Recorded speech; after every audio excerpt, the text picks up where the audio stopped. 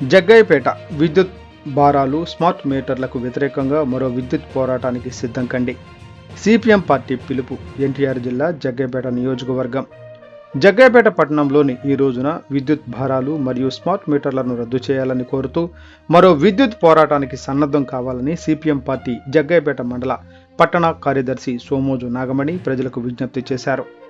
పట్టణంలోని ఎన్టీఆర్ సర్కిల్ వద్ద బుధవారం 2000 సంవత్సరం విద్యుత్ ఛార్జీల వ్యతిరేక ప్రదర్శన సందర్భంగా షహీద్ చౌక్ బషీర్ బాగ్ వద్ద పోలీసులు జరిపిన కాల్పుల్లో అసువులు బాసిన అమరవీరుల 25వ వర్ధంతి సందర్భంగా నివాళులు అర్పిస్తూ ప్రతిజ్ఞ చేశారు. ఈ సందర్భంగా నాగమణి మాట్లాడుతూ ప్రపంచ బ్యాంకు విధానాలలో భాగంగా 2000 సంవత్సరంలో విద్యుత్ ఛార్జీలు చంద్రబాబు నాయుడు ప్రభుత్వం పెంచిందని, రాష్ట్రంలో ప్రజలు పెద్ద ఎత్తున వామపక్షాల పార్టీల ఆధ్వర్యంలో జరిగిన పోరాటంలో పాల్గొన్నారని తెలిపారు.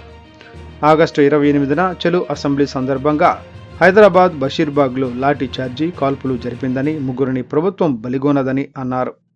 ఆ తర్వాత 15 సంవత్సరాల పాటు ఏ ప్రభుత్వాలు విద్యుత్ ఛార్జీలు పెంచడానికి వెనకాడాయన్నారు.